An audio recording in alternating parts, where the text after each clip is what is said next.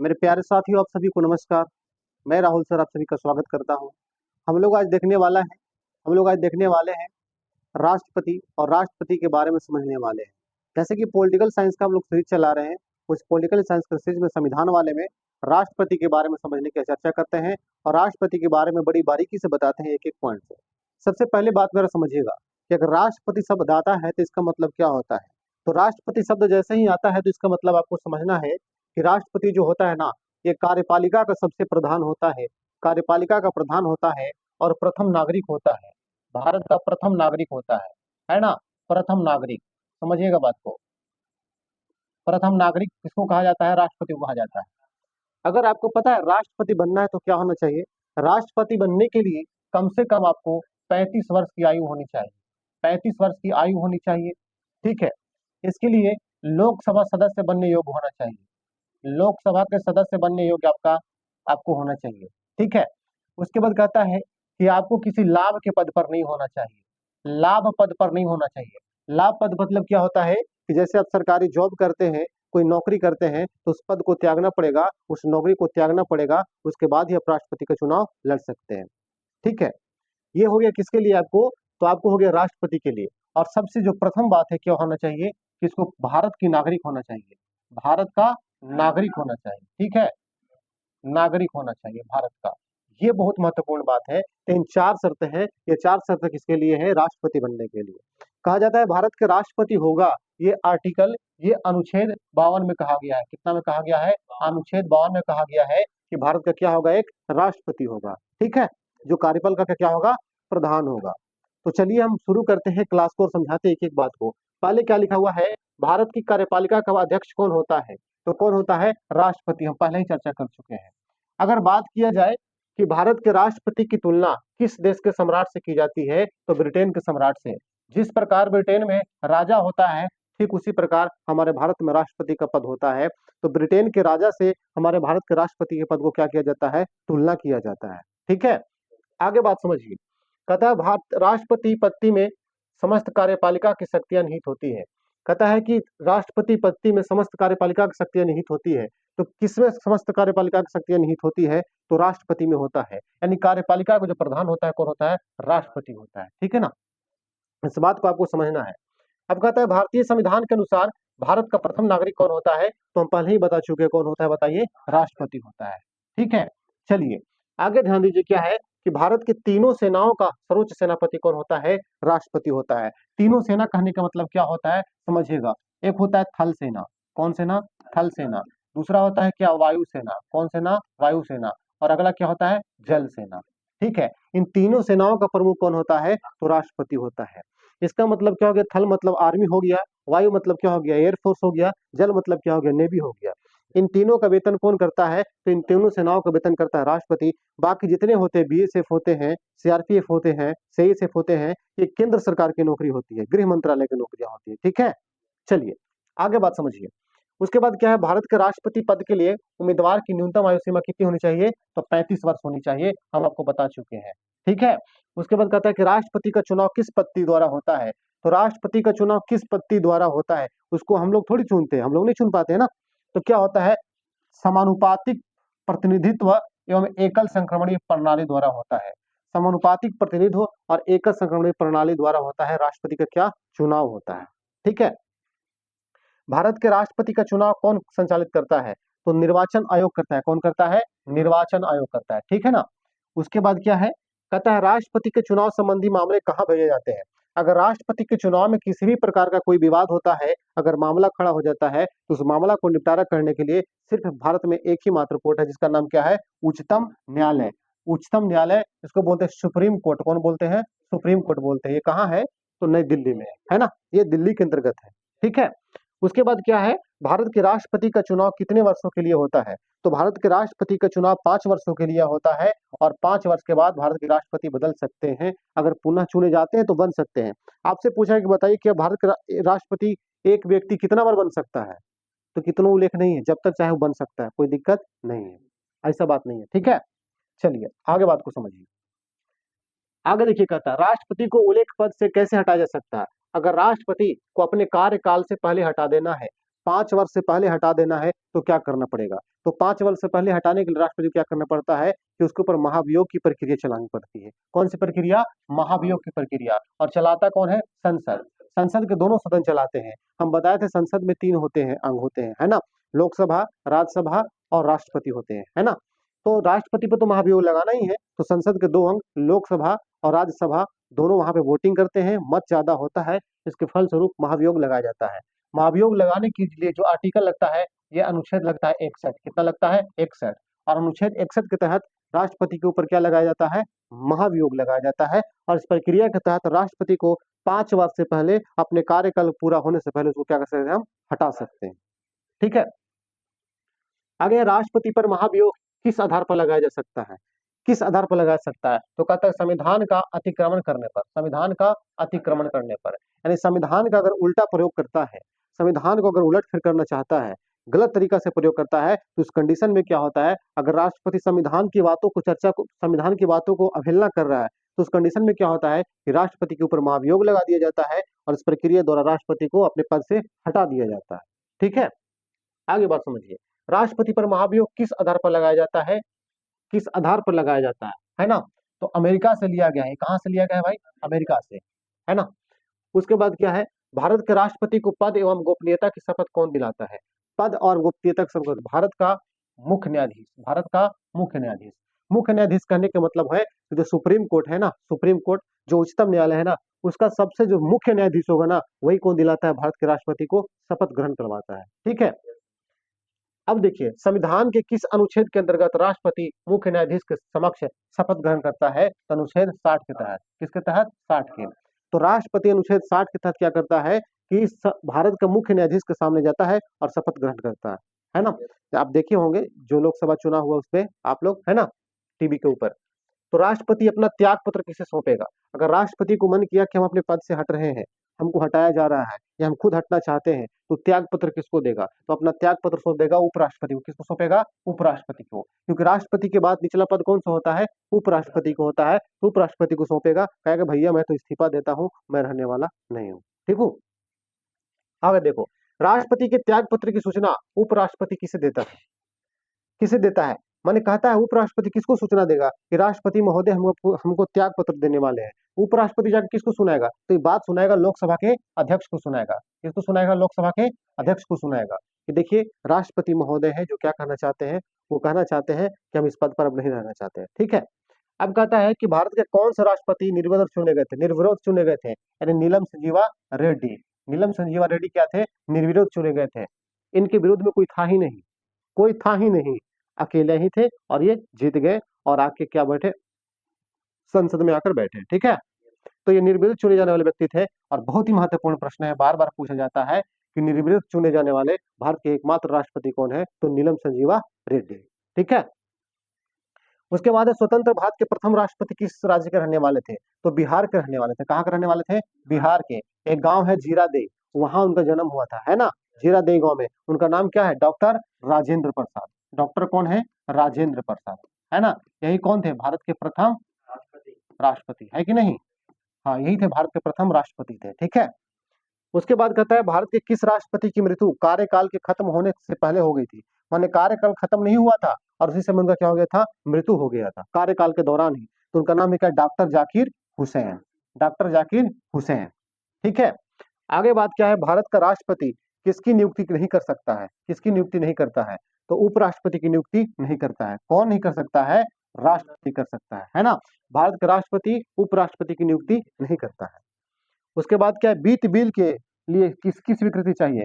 किसी भी प्रकार के बिल है, अगर बिल लोकसभा राज्यसभा दोनों पास कर देती है, फिर भी वो मान्य नहीं होगा जब तक कि राष्ट्रपति को उस पर सिग्नेचर ना हो जाए। राष्ट्रपति साइन करेगा तभी उस बिल को मान्य किया जाएगा, अन्यथा वह मान्य नहीं है। तो स्वीकृति किसकी चाहिए? राष्ट्रपति की चाहिए। चलिए आगे देखिए, ध्यान दीजिएगा। आगे लोकसभा व राज्यसभा में राष्ट्रपति कुल कितने सदस्य मनोनीत कर सकता है? लोकसभा राज्यसभा दोनों मिलाकर राष्ट्रपति कितने सदस्यों को मनोनीत कर सकता है? तो 14। कितना? 14। अब बात को समझिएगा। लोकसभा की बात किया जाए, लोकसभा की बात किया जाए तो लोकसभा में 2 को करता था। इसको बोलते थे एंग्लो इंडियन। कौन बोलते थे? एंग्लो इंडियन बोलते थे, है ना? एंग्लो इंडियन बोलते थे, एंग्लो इंडियन बोलते थे, है ना? लेकिन इसको अब क्या कर दिया गया है, खत्म कर दिया गया है। अब एंग्लो इंडियन भारत में नहीं था, इस पद को समाप्त कर दिया गया।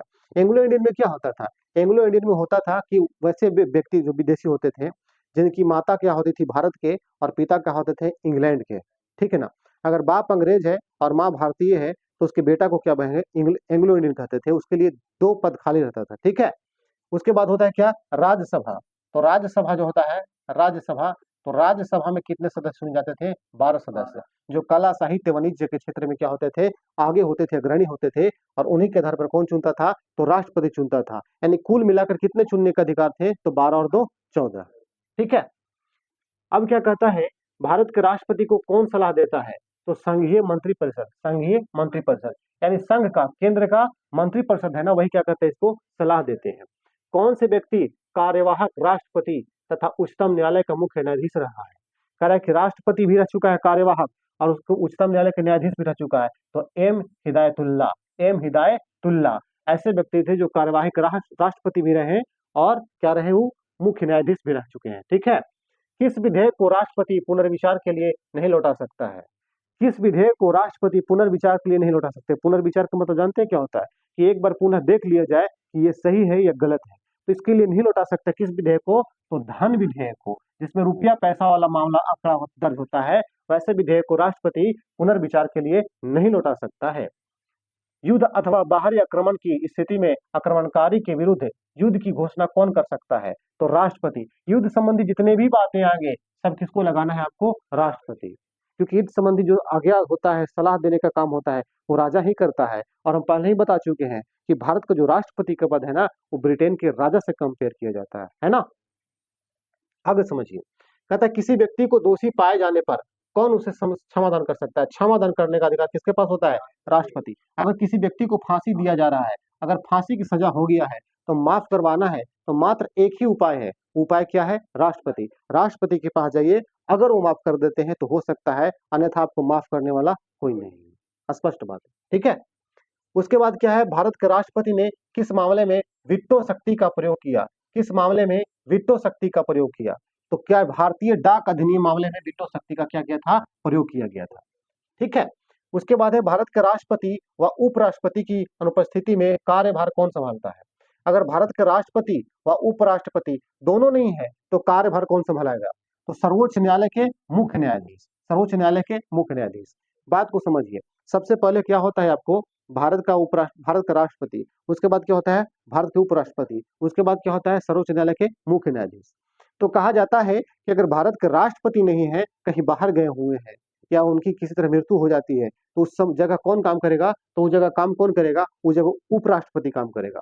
अगर दोनों नहीं है, दोनों कहीं चले गए हैं, दोनों में से कोई नहीं है, तो उस जगह कौन काम करेगा, भारत के उच्चतम न्यायालय के मुख्य न्यायाधीश, ठीक है ना।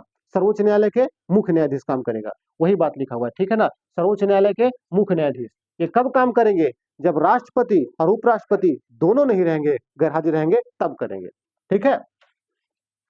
कहता है अध्यादेश जारी करने का अधिकार राष्ट्रपति का कौन सा अधिकार है। कहता राष्ट्रपति जो अध्यादेश जारी करता है वो कौन सा अधिकार है, तो ये विधायी अधिकार है। कौन सा अधिकार है, विधायी अधिकार है, ठीक है।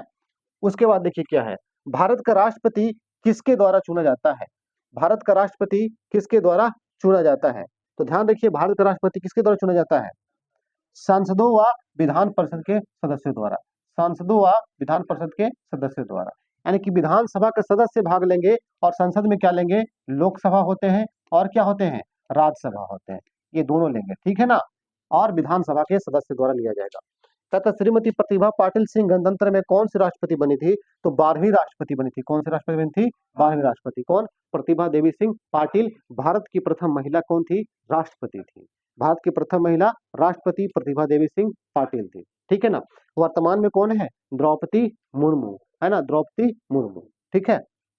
चलिए आगे देखिए, आगे क्या है, करा भारत का राष्ट्रपति का वेतन कितना होता है, तो 1.5 लाख रुपए प्रति माह होता है। कितना होता है, 1.5 लाख रुपए प्रति माह होता है, ठीक है। उसके बाद कहता है किस राज्य में राष्ट्रपति शासन, किसी राज्य में राष्ट्रपति शासन कितने समय के लिए लगाया जा सकता है, कितने समय के लिए लगाया जा सकता है, तो देखिए अधिकतम 3 वर्षों के लिए लगाया जा सकता है। कितने वर्षों के लिए, 3 वर्षों के लिए। किसी भी राज्य में अगर राष्ट्रपति शासन लगता है तो अधिकतम 3 वर्षों के लिए लगाया जा सकता है। खूब से खूब 3 वर्ष तक रहेगा वहां पे, ठीक है, 3 वर्ष से ज्यादा नहीं रहेगा। अगर ऐसा रहता है तो फिर वहां चुनाव होगा, वहां से खत्म कर दिया जाएगा और नए प्रतिनिधि को लाया जाएगा वहां पे। राज्यों में राष्ट्रपति शासन की घोषणा कौन करता है? तो राष्ट्रपति करता है। कौन करता है? राष्ट्रपति। अगर मान लीजिए कि राज्य में किसी तरह का दंगा फसाद हो गया, वहां की सरकारें अच्छा से काम नहीं कर रही है, मामला गड़बड़ हो रहा है, तो उस कंडीशन में क्या करता है कि राष्ट्रपति अपने शासन का प्रयोग उस राज्य में कर देता है जहां राज्य संभल नहीं पा रहा था, ठीक है। तो राष्ट्रपति शासन लगा ही रहता है और राष्ट्रपति शासन लगने के दौरान वहां की प्रशासनिक शक्ति हद तक कम हो जाती है, मुख्यमंत्री का अधिकार थोड़ा कम हो जाता है, वहां सब राष्ट्रपति के थ्रू काम चलता है, केंद्र सरकार के द्वारा चलता है, ठीक है। उसके बाद क्या है, भारतीय संविधान के अनुसार भारत का राष्ट्रपति राज्य का क्या होता है? तो राज्य का संवैधानिक क्या होता है? अध्यक्ष होता है। राज्य का संवैधानिक अध्यक्ष होता है, ठीक है ना। भारत के राष्ट्रपति का चुनाव कैसे होता है? तो अप्रत्यक्ष रूप से होता है। अप्रत्यक्ष रूप से कहने का मतलब क्या होता है? अप्रत्यक्ष कहने का मतलब होता है सामने होकर नहीं होता है। प्रधानमंत्री की वोटिंग तो सामने होता है, जनता वोट डालती है जाके, डालती कि नहीं? राष्ट्रपति की वोट डाले हो? राष्ट्रपति की वोट हम नहीं डालते हैं। राष्ट्रपति की वोट कौन डालता है? जिसको हम जिता कर भेजते हैं, जिसको हम चुन कर भेजते हैं, वही राष्ट्रपति का वोटिंग करता है और वही राष्ट्रपति को चुनता है, ठीक है। हम लोग के बस की बात नहीं है, हम लोग प्रधानमंत्री को वोट दे सकते हैं, ठीक है। उसके बाद क्या है कि राष्ट्रपति चुनाव के लिए प्रस्तावक और अनुमोदकों की संख्या कितनी होती है? तो 50 प्रस्तावक होते हैं और 50 अनुमोदक होते हैं कि मैं इनका समर्थन करता हूं कि ये राष्ट्रपति बने, ऐसे कर करके 50-50 व्यक्ति होते हैं, 50 प्रस्तावक होते हैं और 50 अनुमोदक होते हैं, ठीक है। भारत में किसके चुनाव में अनुपातिक प्रतिनिधित्व चुनाव प्रणाली अपनाई जाती है? तो ये बताएं, राष्ट्रपति के चुनाव में, है कि नहीं? हाँ सर। कहा जाता है राष्ट्रपति के रिक्त होने पर कितने समय में भरना आवश्यक है? तो 6 माह। कितना माह? 6 माह। बताइए, अगर राष्ट्रपति का पद खाली है तो 6 माह का अंदर क्या होना चाहिए? राष्ट्रपति का पद भर जाना चाहिए, ठीक है ना। 6 माह अधिकतम इतना खाली हो सकता है, इसके बाद खाली नहीं, उसके बाद क्या होगा? पद को भरना पड़ेगा आपको, ठीक है। कोई भी दूसरा राष्ट्रपति बन सकता है। भारत के राष्ट्रपति की मर्जी तक किसी राज्य में अपने पद पर कौन रह सकता है? तो राज्यपाल। कौन? राज्यपाल। राज्यपाल जो है ना, राज्यपाल को कौन नियुक्त करता है? तो इसको करता है राष्ट्रपति। कौन करता है? राष्ट्रपति करता है, ठीक है ना। राष्ट्रपति करता है, राष्ट्रपति करता है, इसको नियुक्त करता है राज्यपाल को, ठीक है। राज्य में होता है। राष्ट्रपति किस सूची के विषय पर अध्यादेश जारी कर सकता है? तो संघ व समवर्ती सूची, संघ व समवर्ती सूची। लेकिन राज्य सूची पर काम नहीं कर सकता ये। राज्य सूची पर कौन रहेगा? तो राज्य सूची पर आपको रहेगा कौन? राज्यपाल रहेगा, ठीक है। राज्य सूची राज्य के मामले में काम करता है और संघ सूची संघ के मामले में काम करता है, और समवर्ती सूची दो राज्य और संघ दोनों के मामलों में काम करता है, ठीक है। उसके बाद देखिए क्या है, जब किसी विधेयक को संसद में प्रस्तुत किया जाता है तो किसी की अनुमति के बाद वह अधिनियम बन जाता है। तो राष्ट्रपति की अनुमति के बाद संसद में प्रस्तुत किया गया किसी भी अधिनियम को और प्रस्तुत करने के बाद लोकसभा राज्यसभा दोनों में बहस हुआ, ठीक है। बहस होने के बाद अगर पास भी हो गया तो जब तक राष्ट्रपति अनुमोदित नहीं करेगा, जब तक राष्ट्रपति साइन नहीं करेगा, जब तक राष्ट्रपति अपना मत नहीं रखेगा, जब तक राष्ट्रपति बताएगा नहीं, तब तक वह पारित नहीं हो सकता है। यानी कि अंतिम रूप से अनुमोदित करने का काम किसके पास होता है? तो राष्ट्रपति के पास होता है। इस बात को ध्यान में रखिएगा, ठीक है। तो ये रहे राष्ट्रपति से कुछ महत्वपूर्ण जानकारियां, जो उम्मीद करते हैं कि प्यारे बच्चों सबको समझ में आया होगा मेरे प्यारे दोस्तों, ठीक है। तो ये राष्ट्रपति से जितने भी जानकारी बने, जो महत्वपूर्ण प्रश्न बने, जो एग्जाम में आते हैं, उन सारे प्रश्नों को कवर करने का प्रयास किए। इसके बाद फिर से एक वीडियो लाएंगे जिसमें आपको डायग्राम से फुल कॉन्सेप्ट के द्वारा आपको बता देंगे, ताकि कभी दिक्कत ना होगा, ठीक है। अगर वीडियो अच्छा लगा होगा तो अधिक से अधिक स्टूडेंट्स के पास शेयर कर दीजिएगा, ताकि लोगों के पास मेरे वीडियो पहुंच जाए, है ना। और अगर चैनल पे नए होंगे तो सब्सक्राइब कर दीजिएगा, लाइक कर दीजिएगा, हाँ, और बेल आइकन जरूर दबाइएगा, इसलिए ताकि जब भी वीडियो डालेंगे तो नोटिफिकेशन आप तक सबसे पहले पहुंचेगा और आप मेरे वीडियो को देख सकेंगे। फिर मिलते हैं इस तरह की वीडियो के साथ, तब तक के लिए जय हिंद।